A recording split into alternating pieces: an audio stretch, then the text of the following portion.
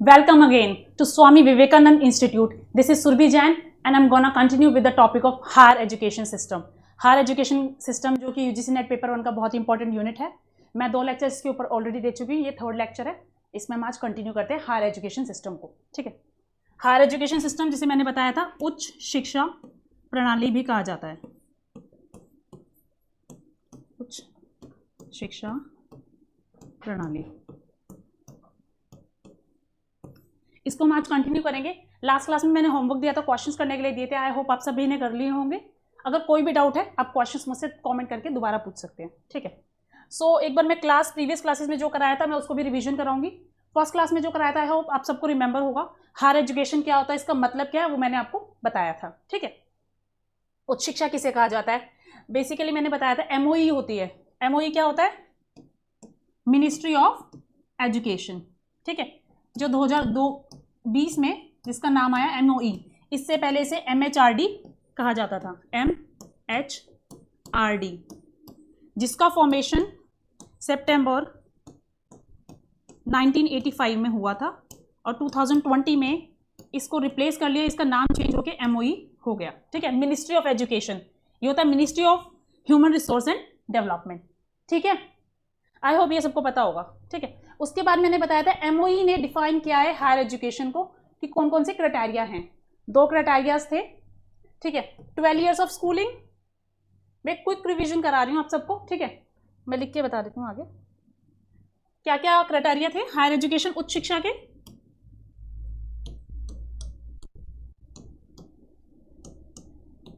शिक्षा मंत्रालय एमओई ने बताया था, जिसको 2 क्राइटेरिया थे.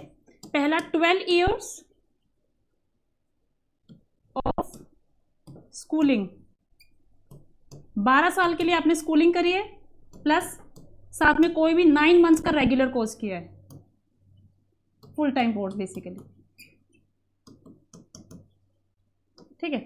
सेकेंड कंडीशन, मतलब इनकेस अगर आपने ये किया है, 12 इयर्स ऑफ स्कूलिंग किया है, उसके साथ में 9 मंथ्स का फुल टाइम कोर्स किया है, आपने हायर एजुकेशन उच्च शिक्षा को प्राप्त किया है. दूसरा 10 years of schooling, 10 years of schooling plus 3 years of further studies. 3 साल आगे और पढ़ाई की है 10 साल स्कूल करने के बाद. ठीक है. और फर्दर स्टडीज, फर्दर मतलब आगे.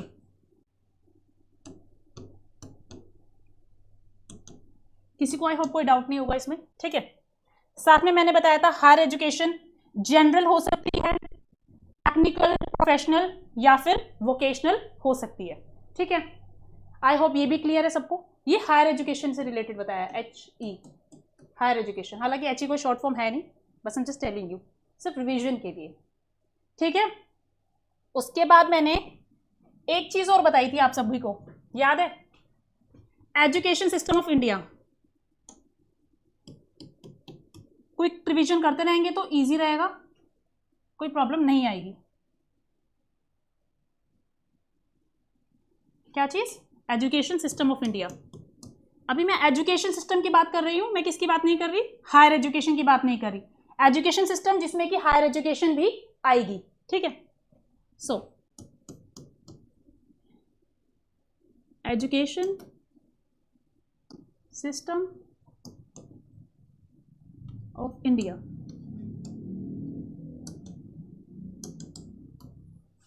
मैंने बताया था इसमें क्या सेग्रीगेशंस हैं, किन किन भागों में वर्गीकृत किया गया है एजुकेशन सिस्टम को. शिक्षा प्रणाली, भारत की शिक्षा प्रणाली है, उसको किन किन भागों में बांटा गया है. प्राथमिक शिक्षा जिसे एलिमेंट्री एजुकेशन कहा जाता है. दूसरा माध्यमिक जिसे सेकेंडरी एजुकेशन कहा जाता है, माध्यमिक शिक्षा. फिर तृतीयक जिसे टर्शियरी एजुकेशन कहा जाता है. तृतीयक बोल लो या फिर तृतीयक बोल लो. ठीक है. More appropriate word. Tertiary sector, basically tertiary education. माध्यमिक को सेकेंडरी एजुकेशन बोला जाता है और प्राथमिक शिक्षा को एलिमेंट्री एजुकेशन कहा जाता है। आई होप सबने रिवाइज किया है, ये क्विकली रिवीजन है ताकि चीज़ें फिर से रिवाइज हो जाए और आपको याद रहे। एलिमेंट्री एजुकेशन में 2 पार्ट्स बताए थे मैंने, प्री प्राइमरी एंड प्राइमरी। क्या क्या बताए थे? Pre primary and primary.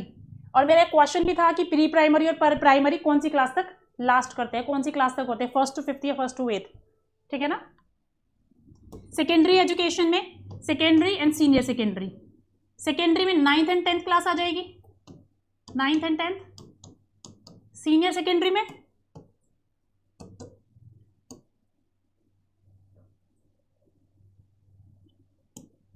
11th and 12th।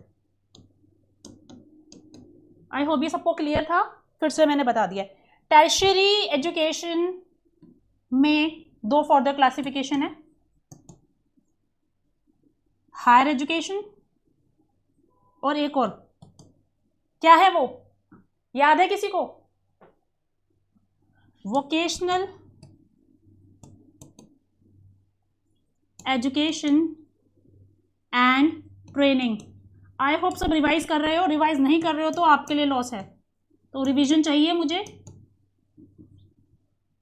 ठीक है। Higher education and vocational education and training 2 parts हो गए, ठीक है।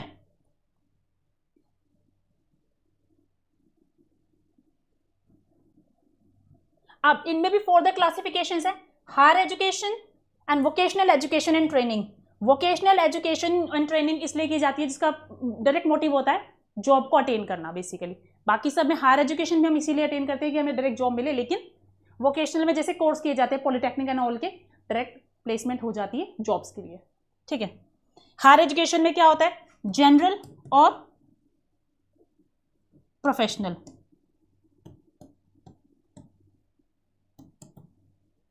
हम जब हायर एजुकेशन को अटेन करते हैं तो जनरल लेवल की हो सकती है और प्रोफेशनल लेवल की हो सकती है। जनरल में हम चूज करेंगे arts, science and commerce.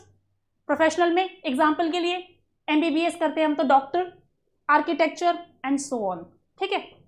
Engineering भी आ जाएगा इसमें। वोकेशनल एजुकेशन एंड ट्रेनिंग में ट्रेडिशनल एंड क्या क्या आएगा इसमें? वोकेशनल एजुकेशन एंड ट्रेनिंग में बताइए। ट्रेडिशनल जिसको परंपरागत बोलते हैं, पुराने टाइम पे जो कोर्सेज होते थे जिनसे हमें सीधा जॉब मिलती थी, जैसे स्टूडेंट्स ने किए हैं, बहुतों ने किए होंगे, आप में से भी शायद किसी ने कभी किया हो।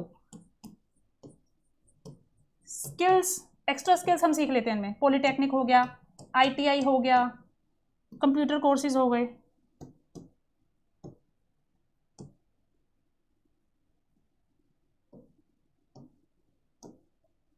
ठीक है।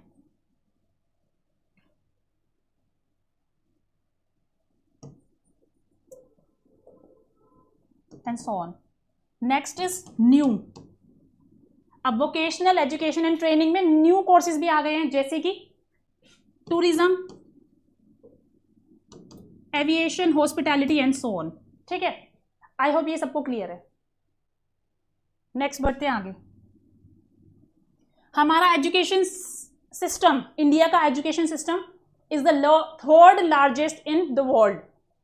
Education system of India is 3rd largest in the world, followed by USA which is ranked at 1st and China which is ranked at 2nd. Okay, so basically the rank of USA is 1, 1st यहाँ का best है education system, 2nd number पे आता है China and 3rd number पे हमारा India. Okay, उसके बाद मैंने एक टर्म बताई थी आपको, demographic dividend. Demographic dividend short में बताऊंगी बस मैं। जनसांख्यिकीय लाभांश इसका मतलब होता है अ सिचुएशन, बेसिकली इसमें एक इकोनॉमिक बेनिफिट मिलेगा हमें, किसके through? When the working class population is higher than non working. पुराने लेक्चर्स देख लेना, उसको रिवाइज कर लेना, आपको क्लियर हो जाएगा, ठीक है। फिर मैंने हायर एजुकेशन इंस्टीट्यूट्स बताए थे। हमारे हायर एजुकेशन के इंस्टीट्यूशंस कौन कौन सी होती हैं? कौन कौन सी होती हैं? यूनिवर्सिटीज, कॉलेजेस, यूनिवर्सिटीज विश्वविद्यालय, कॉलेजेस, कौन से कॉलेजेस? या कौन सी इंस्टीट्यूशंस जो कि अफिलिएटेड है या रिकॉग्नाइज्ड है किसी भी यूनिवर्सिटी से। पहले तो सिंपली यूनिवर्सिटीज आ जाएगा, कोई भी यूनिवर्सिटी जो कि हायर एजुकेशन हमें प्रोवाइड करती है, उच्च शिक्षा देती है। उसके बाद कॉलेजेस या इंस्टीट्यूशंस जिन्हें संस्थाएं बोलते हैं, इंस्टीट्यूशंस मतलब संस्थाएं। ये संस्थाएं कैसी होती हैं बेसिकली, जो कि मैं उन संस्थाओं की बात कर रही हूँ, उन कॉलेजेस की बात कर रही हूँ जो रिकॉग्नाइज्ड है या अफिलिएटेड है।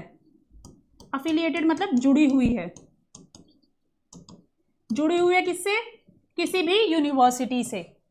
रिकॉग्नाइज्ड मतलब होता है मान्यता प्राप्त। आपने कभी कभी स्कूल्स की डायरीज होती है और काफी जगह देखा होगा कि मान्यता प्राप्त बाय, मतलब लिखा रिकॉग्नाइज्ड बाय, तो ऐसा लिखा होता है, तो उन्हें मान्यता प्राप्त होती है। अफिलिएटेड एक टाइप से जुड़े होना, तो मतलब वही है किसी यूनिवर्सिटी से जुड़े हुए कॉलेजेस या इंस्टीट्यूशंस, संस्थाएं भी हमें हायर एजुकेशन दे सकती है। नेक्स्ट बताया था मैंने स्टैंड अलोन इंस्टीट्यूशंस, ऐसी संस्थाएं जो खुद के भरोसे चल रही है, अकेले चल रही है, एज अ सोल एंटिटी। ठीक है, ये जो होती हैं स्टैंड अलोन इंस्टीट्यूशंस, वो ना तो रिकॉग्नाइज्ड होती है और ना ही अफिलिएटेड होती है टू एनी यूनिवर्सिटी और like that. Okay, institutions.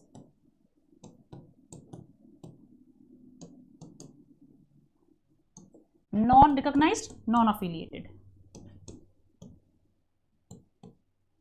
Daily revise करोगे ना कुछ टॉपिक्स को कुछ टाइम तक, बिल्कुल अच्छे से माइंड में कुछ रिवीजन करके लर्न करके करने की जरूरत ही नहीं पड़ेगी, इसी में सब अच्छे से रिवाइज हो जाएगा, अच्छे से लर्न हो जाएंगे सारे टॉपिक्स। ठीक है, हाँ बाकी एक्स्ट्रा एफर्ट्स डालने हैं आपको, ऐसा नहीं है कि इसी की सिर्फ रहना है एंड नहीं, खुद से स्टडी करनी है, सेल्फ स्टडी भी करनी है, रिविजन्स करनी है, which is very much important. Okay, ये क्लियर हो गया मैंने एजुकेशन, हायर एजुकेशन के इंस्टीट्यूशन हमारी ये सब हैं। ठीक है, कोई डाउट तो नहीं है किसी को? और कुछ और टॉपिक थे? कौन से थे नेक्स्ट टॉपिक? एक काम करती हूँ, मैं आपको सीधा ले चलती हूँ इस वाले पे।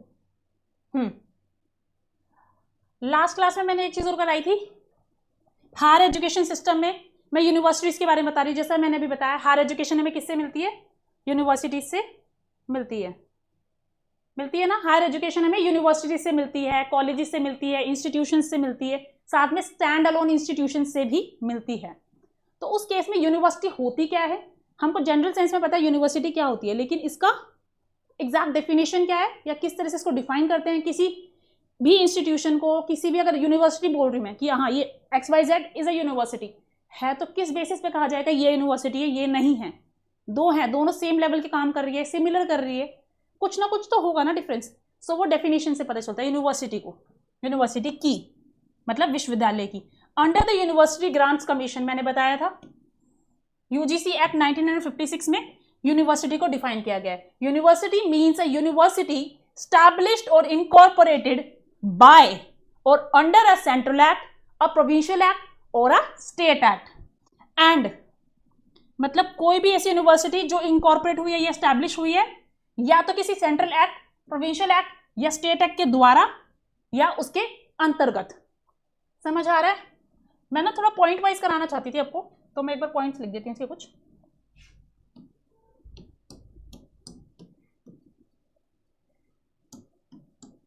यूनिवर्सिटी, ठीक है। सो मैंने क्या बोला? फर्स्ट ऑफ ऑल तो क्या है इसमें, ये UGC एक्ट 1956, 1956 एक्ट बोलते हैं, अधिनियम।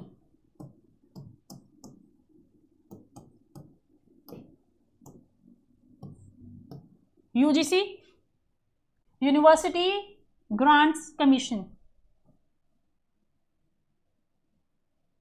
University grants commission, UGC act 1956 में यूनिवर्सिटी को मतलब बताया गया है, जो कि क्या है कि कोई भी यूनिवर्सिटी जो कि स्टैब्लिश या इनकॉर्पोरेट हुई है बाय अ सेंट्रल, प्रोविंशियल और स्टेट एक्ट। ठीक है, फर्स्ट ऑफ ऑल क्या UGC ने डिफाइन किया है, क्या बताया है? एनी यूनिवर्सिटी, कोई भी ऐसा विश्वविद्यालय जो कि इनकॉर्पोरेट हुआ है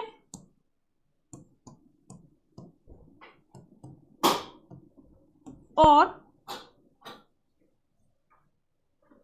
स्टैब्लिश हुआ है, स्टैब्लिश्ड।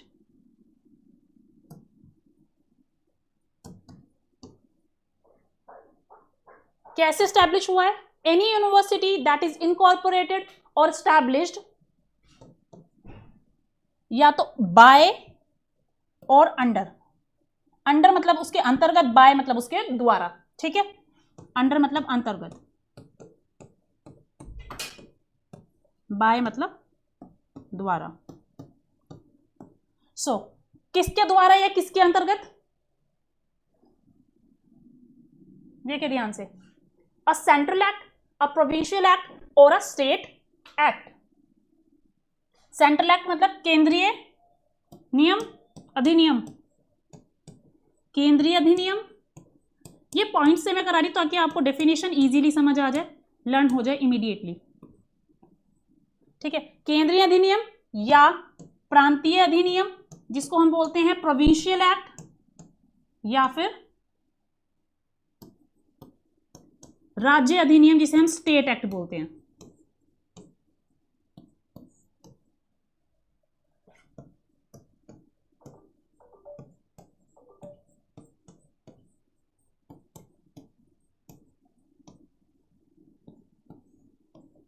ठीक है, इतनी डेफिनेशन समझ आई। यूनिवर्सिटी किसे कहा जाएगा?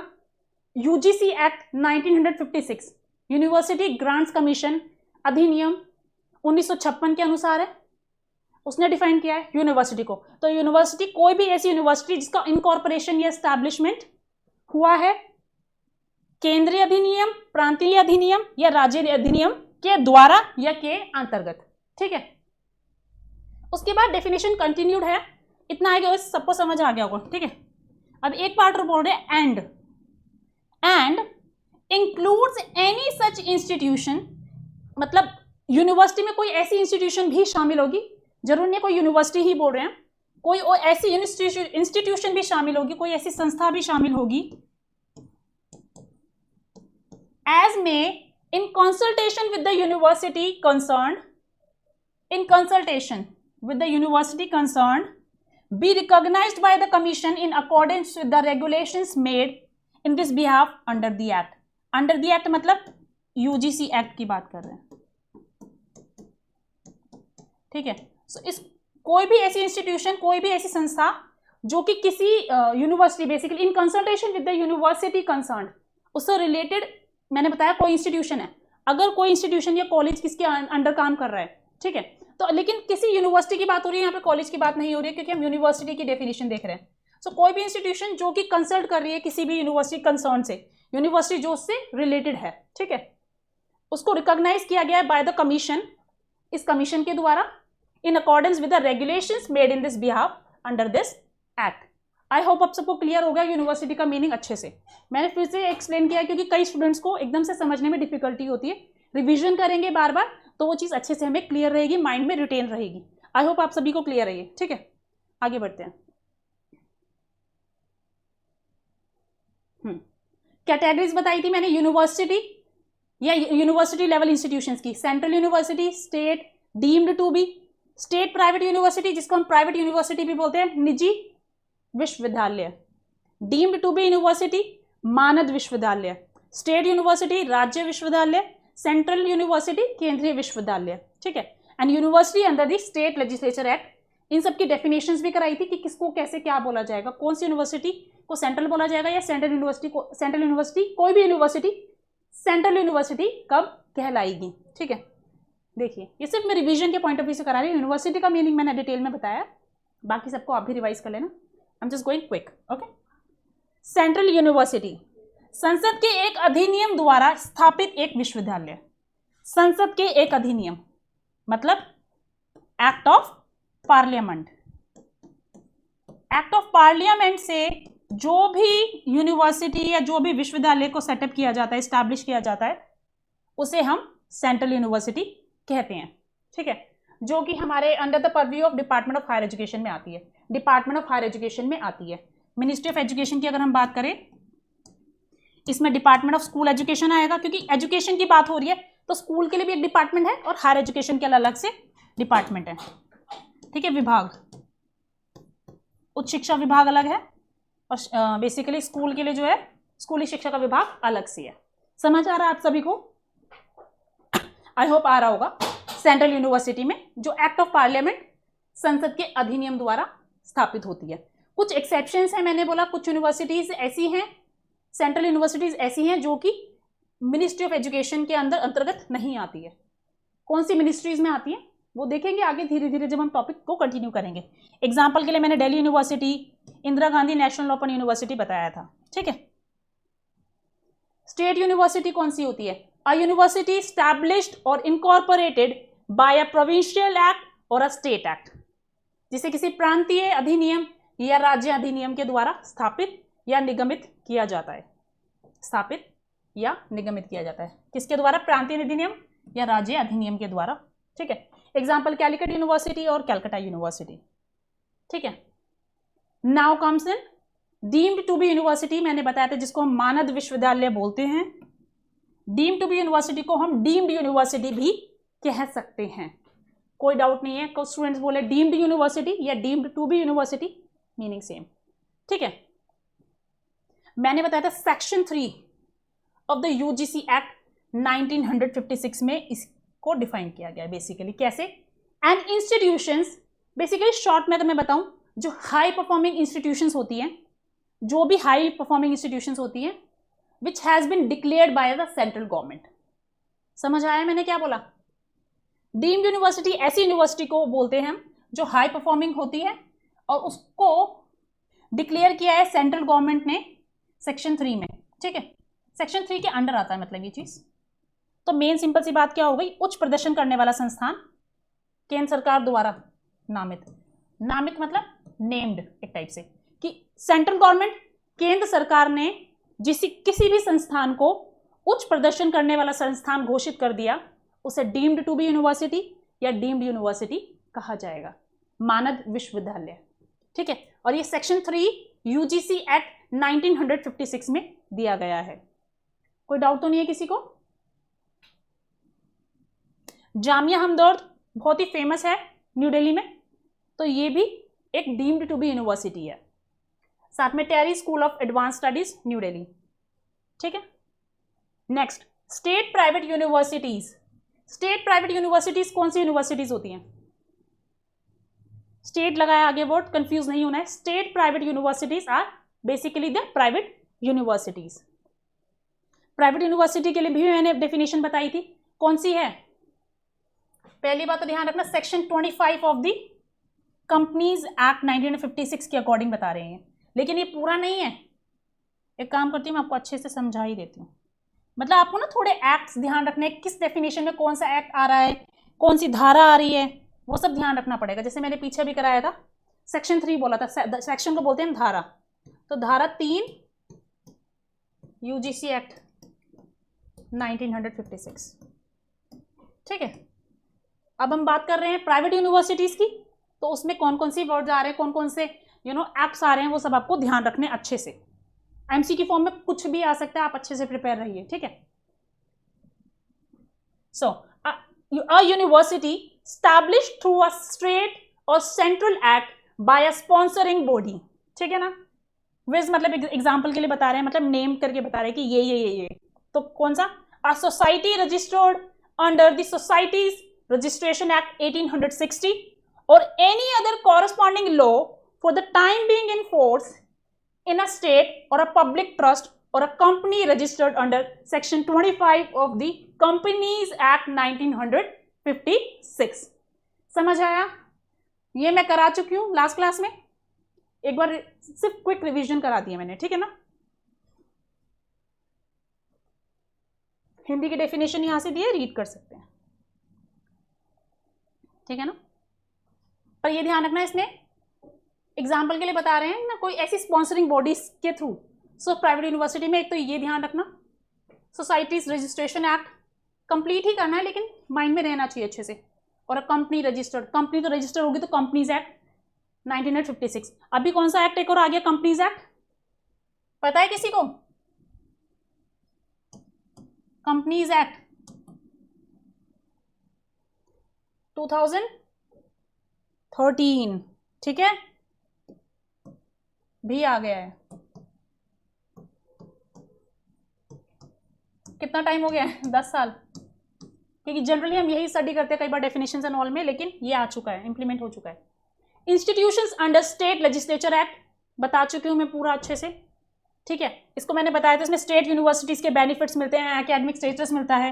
एक्चुअल में ये कोई देखो is a type of university level institutions in India established और incorporated by state legislature act, मतलब स्टेट लेजिस्लेचर एक्ट के थ्रू ये स्टैब्लिश हुई है, इसकी स्थापना इस एक्ट के अंतर्गत हुई है। लेकिन although such institutions do not come under the higher education department of the state, समझ आया, and these are run and funded by the another departments, समझ आ रहा है, ठीक है। एंड बेसिकली एडवांटेज क्या है इनके पास, these enjoy academic status and privileges like a state university, राज्य विश्वविद्यालयों के जैसे शैक्षणिक स्थिति, एकेडमिक स्टेटस मतलब शैक्षणिक स्थिति, और विशेषाधिकारों का आनंद इन्हें मिलता है, प्रिविलेजेस इनको मिलती है, जो इंस्टीट्यूशंस स्टेट लेजिस्लेचर एक्ट के अंतर्गत स्थापित होती हैं, ठीक है। ये मैंने क्वेश्चंस दिए थे लास्ट क्लास, आई होप आप सबने कर लिए होंगे, कोई डाउट था तो पूछ लीजिएगा, ठीक है। Now I am coming back to the university. मैंने रिवीजन इसलिए कराई क्योंकि आज के टॉपिक में हम कंटिन्यू कर रहे हैं उन्हीं टॉपिक्स को थोड़ा और फर्दर डिटेल में, ठीक है। सो ये डेफिनेशन दी है जो मैंने कराई थी पहले, रिवीजन करा दी है मैंने इसकी। सो यहां पे एक सेकेंड पॉइंट में देखो मैंने कुछ दिया है, यूनिवर्सिटास मजिस्ट्रेटम, एक मिनट कुछ मिस्टेक है, हाँ, यूनिवर्सिटास मजिस्ट्रोरम एट स्कोलैरियम, ये एक टर्म है, नॉर्मल इंग्लिश टर्म तो नहीं लग रही है आप लोगों को, लग रही है किसी को? कौन सी लैंग्वेज से है, कोई गेस कर सकता है? कई बार आप लोगों ने ऐसी टर्म्स देखे हैं जिनसे कि किसी पर्टिकुलर टर्म का मीनिंग निकलता है। हम कई बार कुछ ऐसे टॉपिक स्टडी करते हैं जो कि लैटिन लैंग्वेज से लिए हैं, फ्रेंच से लिए हैं, ग्रीक से लिए हैं, कुछ वर्ड्स लेते हैं जिनके मीनिंग्स के थ्रू हम अपने नॉर्मल मीनिंग्स को डिफाइन करते हैं। जैसे यूनिवर्सिटी का मीनिंग यहाँ पे अंडरस्टैंड करने के लिए ये मैं बता रही हूँ, यहाँ ये लैटिन से लिए गए हैं, लैटिन लैंग्वेज, ठीक है। यूनिवर्सिटास मजिस्ट्रोरम एट स्कोलैरियम, ठीक है, प्रोनाउंसिएशन सबको समझ आ रही है? यूनिवर्सिटास मजिस्ट्रोरम एट स्कोलैरियम, ठीक है, ये प्रोनाउंसिएशन है। उसके बाद इसका मीनिंग क्या है, community of teachers and scholars. So देखो ये टर्म हमने लैटिन से ली, इससे मीनिंग क्या निकल रहा है, community of teachers and scholars, which is quite similar to the meaning of university, जो कि हम एक विश्वविद्यालय का मतलब समझते हैं, वो कुछ इसी सेंस में समझते हैं जो कि इन लैटिन वर्ड्स का मीनिंग है, ठीक है ना, क्लियर हो गया? इंपॉर्टेंट है, थोड़ा ध्यान में रखना अच्छे से। जब टेस्ट होंगे मैं इसी तरह के कॉम्प्रिहेंसिव क्वेश्चंस दूंगी, ठीक है। आगे कंटिन्यू करते हैं, point third, the word university is derived from the Latin word, again Latin word की बात हो रही है, जैसे वो लैटिन वर्ड से यहाँ पे एक और वर्ड लिया है, the word university is derived from the Latin word universitas, अभी पीछे पढ़ा है ना आपने, universitas that means a whole, पूरा, होल मतलब समझते हैं ना, complete. The word university is derived from a Latin word universitas that means a whole. Clear है आप सभी को या कोई डाउट है? कुछ भी डाउट हो मुझसे पूछ लेना इमीडिएटली कमेंट बॉक्स में कमेंट करके, नहीं है तो हम आगे बढ़ते रहेंगे, ठीक है। आई होप कोई डाउट नहीं है किसी को, ठीक है, ठीक है। सो क्लियर हो गया, यूनिवर्सिटास, तो इसका ये लैटिन वर्ड है, कौन सी लैंग्वेज का वर्ड है, लैटिन वर्ड, जिससे हमारा वर्ड यूनिवर्सिटी डिराइव हुआ है, निकला है, ठीक है।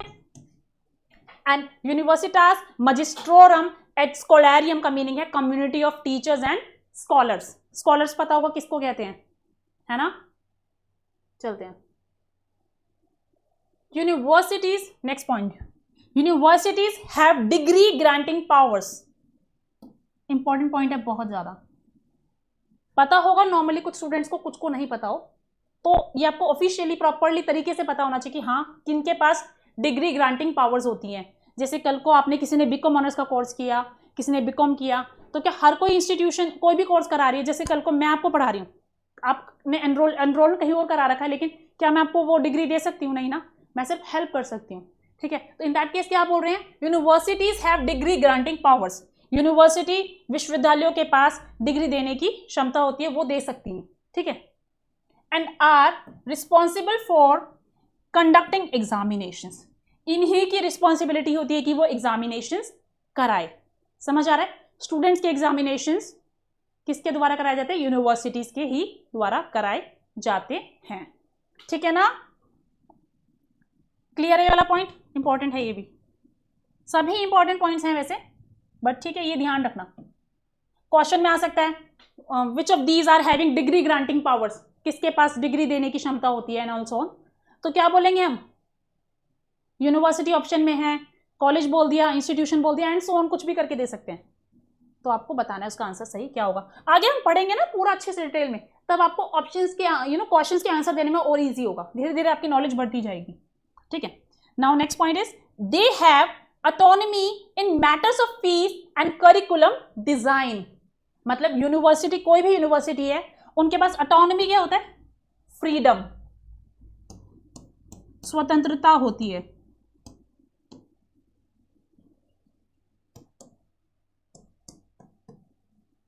छूट होती है, मतलब छूट नहीं कह सकते बल्कि स्वतंत्रता। They are free, basically free to do, या फ्री टू डू बोल दो।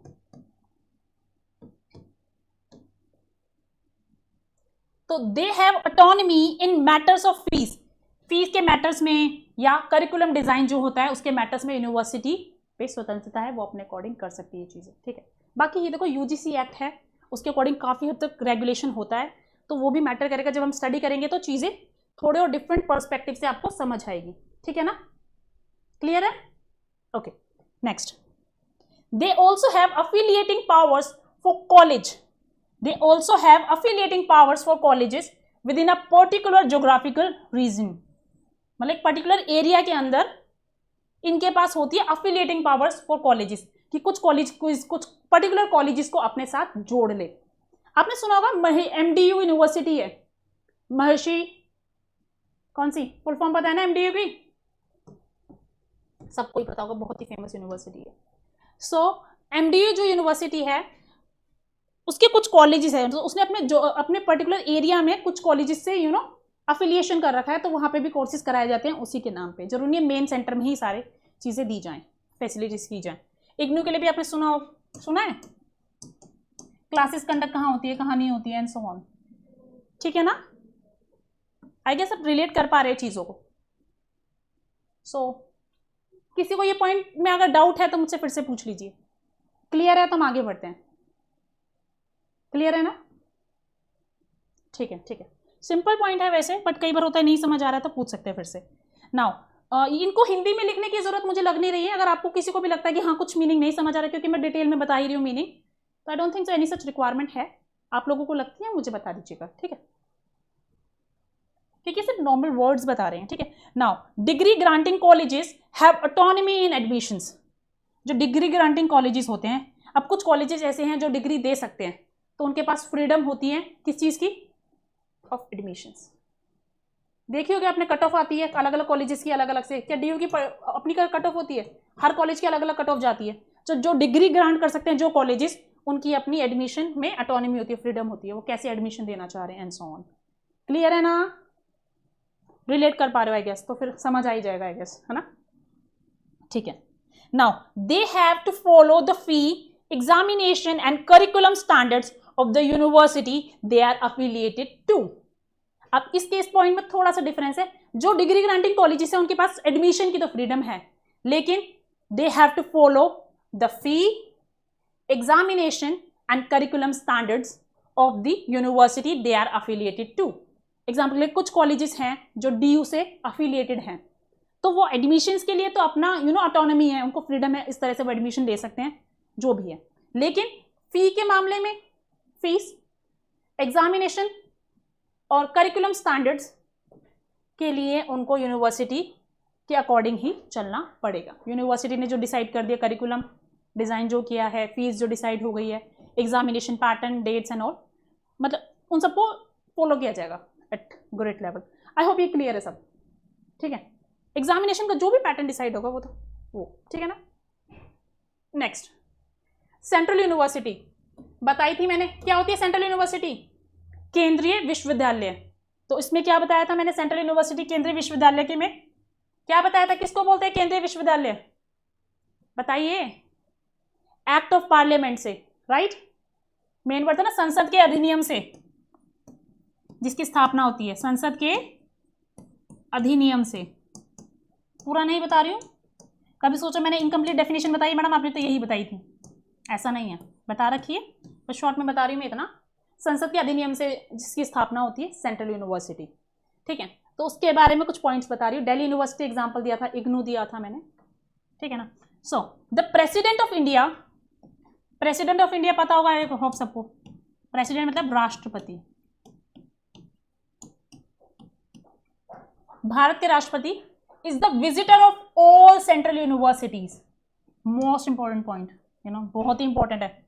सो you know, president of India कौन सी यूनिवर्सिटी के विजिटर होते हैं? State, deemed to be, central, या एनी कोई अदर ऑप्शन दे देंगे आपको, बाकी यूनिवर्सिटी के टाइप्स मैंने बताई दिए आपको, या प्राइवेट एंड ऑल्सो ऑन। तो उस केस में आपको आंसर लिखना है सेंट्रल यूनिवर्सिटी। समझ आया मैंने क्या बोला? ऑप्शंस कुछ भी हो जाए आपको पता होना चाहिए इसका आंसर क्या है। ऑप्शन में कुछ भी मैनिपुलेट करके दे दे, स्टेट एंड सेंट्रल कर दे, सेंट्रल एंड डीम्ड कर दे, आपको आंसर पता है क्या देना है। ऑप्शन चूज करने के लिए दे दे ABCD, आपको पता है सिर्फ आंसर ए ही होगा, सेंट्रल यूनिवर्सिटी ए पे लिखा है, केंद्रीय विश्वविद्यालय। क्लियर हो रहा है सबको? यस ना? ठीक है, कंटिन्यू करते हैं। So the president of India is the visitor of all central universities. Clear है ये पॉइंट? ठीक है, नेक्स्ट पे चलते हैं हम।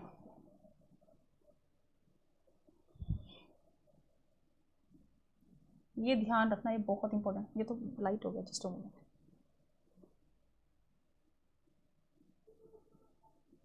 ये वाला पॉइंट बिल्कुल अच्छे से ध्यान रखना आप सबको, क्वेश्चन आ जाता है एमसीक्यू में, ठीक है। Next, in that capacity he nominates some members to important committees of the universities for what reason? For their effective functioning. So इस कैपेसिटी के अकॉर्डिंग वो कुछ नॉमिनीज, बेसिकली नॉमिनीज कुछ लोगों के नाम चुनते हैं, कुछ लोगों को मेंबर्स चुनते हैं to important committees of the university for their effective functioning, ताकि अच्छे से काम काज चल सके सारा। Now he also exercises powers in various legal matters and relevant amendments. Amendment मतलब पता है ना, सुधार, चेंजेस, ठीक है। सो इस इन मैटर्स में भी वो, उनके पास पावर्स हैं, वो अपनी पावर्स का यूज कर सकते हैं लीगल मैटर्स में या फिर कुछ अमेंडमेंट्स में, ठीक है ना। रिलेटेड होने चाहिए, रेलिवेंट, बताई दिया मैंने भी नहीं, ठीक है ना। चलो, क्लियर है ये सब, ये वाले पॉइंट्स। हम आगे बढ़ते हैं, क्योंकि ये टॉपिक थोड़ा सा कई बार स्टूडेंट्स को कंफ्यूज करता है, इसलिए मैं ना पॉइंट्स धीरे धीरे आगे लेके आ रही हूँ। कल जो इंट्रोडक्शन दिया था यूनिवर्सिटीज का, टाइप्स का एंड सो ऑन, उसके बाद दोबारा रिवीजन कराई, अब ये करा रही हूँ। इसी पैटर्न से कीजिए, बहुत अच्छे से माइंड में रिटेन रहेगा, ठीक है। नेक्स्ट, प्राइवेट यूनिवर्सिटी, जिसे मैंने स्टेट प्राइवेट यूनिवर्सिटी भी लिखवाया था आप लोगों को, ठीक है, आप स्टूडेंट्स को। सो क्या लिखा है? Private universities are competent to award degrees, मतलब प्राइवेट यूनिवर्सिटीज भी डिग्रीज दे सकती हैं। कंपिटेंट मतलब इसके योग्य हैं, ठीक है ना। As specified by UGC under section 22 of the UGC act 1956। बताइए, आपको यूजीसी एक्ट लिखा है, इसका मतलब है यूजीसी एक्ट 1956। तो दोनों का मतलब सेम ही है, ये लिखो या फिर यूजीसी एक्ट 1956 लिखो, बात इसी की हो रही है, ठीक है ना।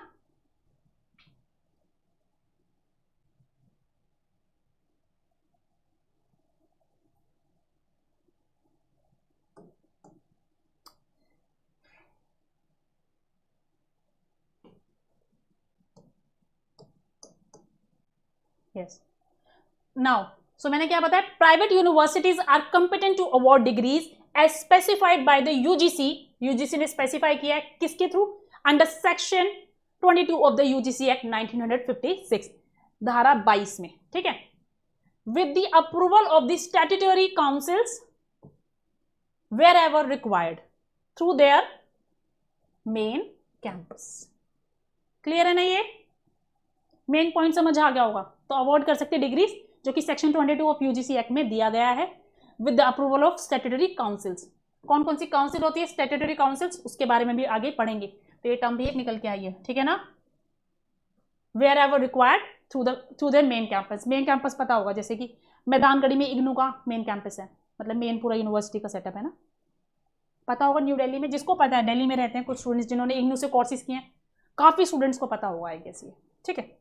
Now the first private university, generally पता होना चाहिए, the first private university setup in 1995 was the Sikkim Manipal university.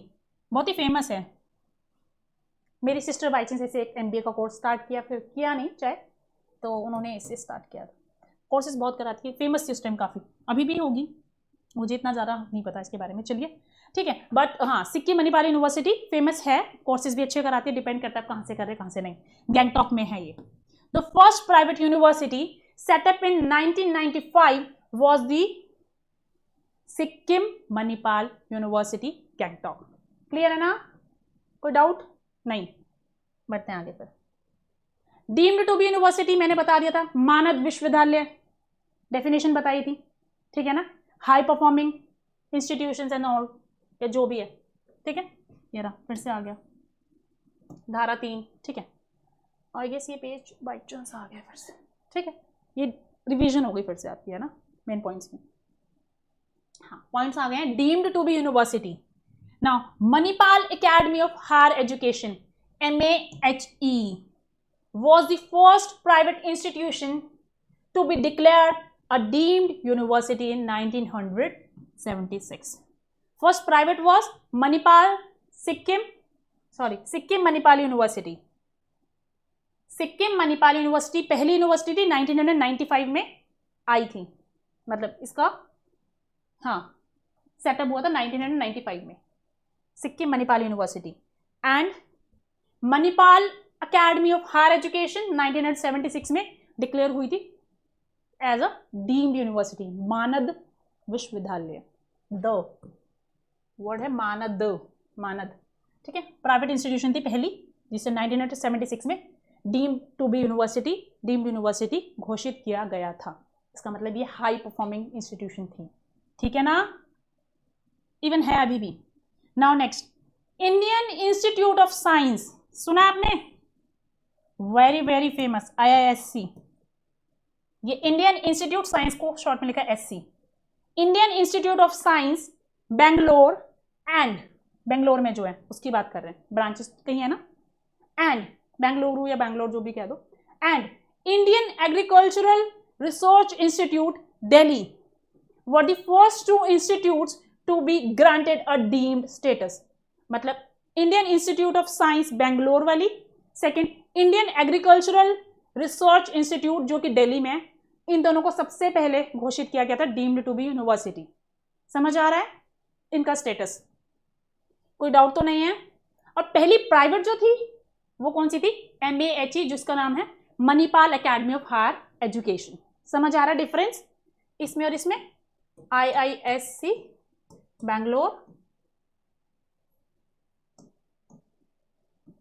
Bangalore, spelling mistake, ठीक है। और सेकंड कौन सी थी? IARI, Indian agricultural research institute Delhi, और ये बैंगलोर वाला, ठीक है ना। क्लियर है सभी को या नहीं? ध्यान रखना फिर से ये point. MAHE Manipal academy of higher education पहली प्राइवेट थी, और बाकी फर्स्ट नंबर पे IISc, एंड जो कि हमारी बैंगलोर में है उस वाले की बात कर रहे हैं, एंड साथ में IARI Indian agricultural research institute Delhi वाला। इसको डीम्ड स्टेटस मिला था सबसे पहले। अब प्राइवेट की बात करें तो इसको निजी, निजी के सेंस में बात करें, निजी संस्थान या जो भी, तो उसको बोला जाएगा। ठीक है, वापस चलते हैं। आई होप ये दोनों पॉइंट्स क्लियर हो गए हैं अच्छे से। ठीक है, next, Indian institute of science IISc was granted the status in 1958, though it was set up in the year 1908. 1908 में IISc की फॉर्मेशन हुई थी, मतलब इसका सेटअप हुआ था, लेकिन 1958 में 50 साल बाद इसको डीम्ड यूनिवर्सिटी का स्टेटस मिला था। समझ आ रहा है? ऐसा नहीं जब ही स्टैब्लिशमेंट होगी तभी मिल गया, नहीं, हाई परफॉर्मिंग हुई, उस एक्ट के अकॉर्डिंग सब चीजें हुई, फिर उसके बाद ही हुआ आगे फर्दर। क्लियर है ये पॉइंट भी? I hope yes. नेक्स्ट चलते हैं। इन 2015 UGC asked 10 deemed universities including BITS Pilani, very famous, to shut their off-campus centers. UGC ने 2015 में 10 डीम्ड यूनिवर्सिटीज को बोला कि अपने ऑफ कैंपस सेंटर्स को बंद कर दीजिए, जिसमें बिट्स पिलानी भी एक डीम्ड यूनिवर्सिटी थी। ठीक है ना, भी एक ऐसी यूनिवर्सिटी, तो बिट्स पिलानी को भी बोला गया। जो 10 को बोला था उसमें से एक बिट्स पिलानी थी, ये बता रही हूं मैं इस पॉइंट में। ठीक है ना, next, although these enjoy all the powers of university, they do not have the right to affiliate colleges. इनके पास पावर्स, ज्यादातर सारी पावर्स होती है यूनिवर्सिटी की, लेकिन कौन सी नहीं होती है कि इनके पास राइट नहीं है कि वो अपने अफिलिएट कॉलेजेस, मतलब basically they can not have the affiliate colleges, उनसे जुड़े हुए कॉलेज नहीं हो सकते हैं। ठीक है, they do not have the right to affiliate colleges. I guess ये क्लियर हो गया होगा पॉइंट अच्छे से, बहुत सिंपल मीनिंग्स में लिखा है। ठीक है ना, हम प्रोसीड करते हैं आगे। चलिए, स्टेट यूनिवर्सिटी के कुछ पॉइंट्स हैं, डेफिनेशन ये रही, बता दी मैंने पहले, आगे बढ़ते हैं। The state universities are included in the list of 12B of UGC act 1956 and are eligible for central assistance. Very very important, केंद्र से उन्हें सहायता मिल सकती है, और वो कौन सी लिस्ट में इंक्लूड है? 12B of UGC act 1956। समझ आ गया ये पॉइंट? बहुत ही सिंपल पॉइंट है। ठीक है, सो ये था, और आज का होमवर्क क्या है वो सुन लो आप सब। होमवर्क ये है, मैंने लिखा नहीं है, होमवर्क ये है कि आप सभी को ये पूरा रिवीजन करना है। रिटन प्रैक्टिस भी कर लोगे तो बहुत ही अच्छा रहेगा। ठीक है, revision, written practice. I can ask MCQ type of questions in the next session. Okay, written practice to see कि आपने कितने अच्छे से रिवाइज किया है। क्लियर है?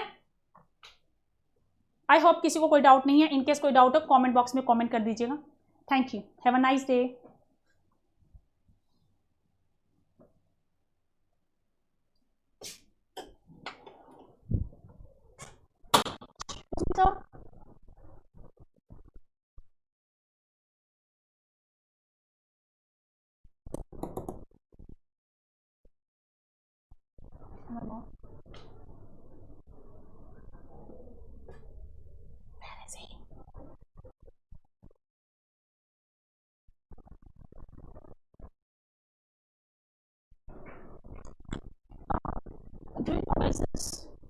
Last person. I don't know his name. Are you a student here? No, not a student. Okay, so fine. Can you see? Manage the class. So you just need to tell the class is over, no? So you just need to start it, like just pause it off, like that. Yeah, this is done. This session is done. Yeah, so you just need to save it out. When session is done, then you please stop recording. Yours, we will do this. Oh, from